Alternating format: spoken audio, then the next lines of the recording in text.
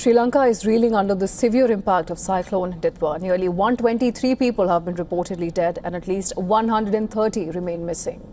Now, according to the country's Meteorological Department at Disaster Management Centre, 20 out of Sri Lanka's 25 districts have been severely affected. More than 60,000 families, close to 2 lakh people, have felt the impact. An island-wide red alert is now in place as rescue and relief operations continue. In the early hours today, India deployed 2 NDRF teams comprising 80 rescuers and 4 canines to Sri Lanka under Operation Sagar Bandhu. The teams are equipped with specialized hadar equipment and about 12 tons of relief supplies, including medical first aid kits and other essential rescue gear. Now, these teams will assist local authorities in conducting search, rescue and relief operations across the cyclone-affected regions of Sri Lanka. Yesterday, Prime Minister Narendra Modi assured Sri Lanka that India is ready to provide further support as needed. Cyclone Ditwah continues to hover close to Sri Lanka and the southwest Bay of Bengal. The system is expected to intensify slightly as it moves towards the North Tamil Nadu Puducherry coast by early tomorrow. For now, it remains classified as a cyclonic storm with no indication of major strengthening. However, it is set to bring heavy rainfall to several parts of Tamil Nadu today. And in response, the state has placed 4 districts under a red alert, while 5 others are under an orange alert.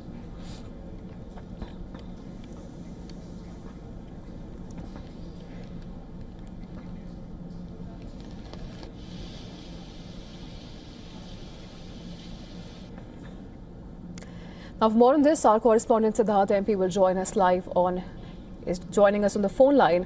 Siddharth, what can you tell us and how is it significant for India-Sri Lanka relationships as well? And of course, this is a very tragic development, but how has that put the focus on the bilateral equations as well? And of course, the rescue efforts that are in place. Earlier this week, 2 Indian frontline warships, one a stealth frigate INS Udaygiri and then of course the Indian flagship INS Vikrant, the aircraft carrier.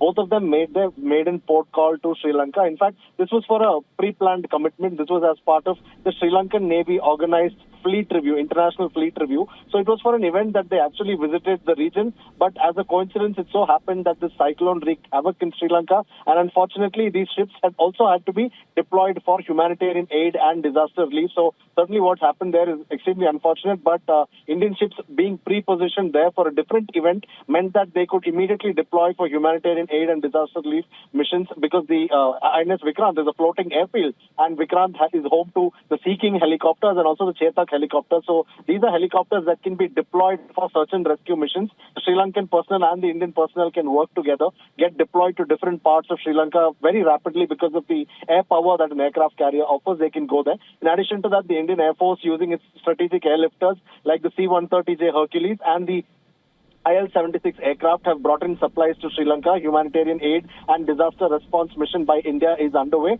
and NDRF teams are also being airlifted to the island nation as we speak. So overall, at least 27 tons of relief material have been supplied by these naval ships and by the Air Force heavy lift aircraft so far, and more is on the way according to the Indian government. So certainly this is sort of India standing up for its immediate neighborhood when there is this dire situation of need. And at the same time, even at home, India is not leaving anything to chance. Because in Tamil Nadu alone, there are 24 NDRF teams pre-positioned in different locations spread across Tamil Nadu and Puducherry because, in the next 24 to 48 hours, the cyclonic storm which wreaked havoc in Sri Lanka is also expected to impact parts of Tamil Nadu. So nothing is being left to chance here in this part of the country as well, where there are multiple teams pre-positioned and the state government is also taking stock of the situation. So on one hand, the Indian forces are extending a helping hand to Sri Lanka, which is in a time of dire need, and at the same time India is also preparing measures in Tamil Nadu to minimize the impact of the cyclone.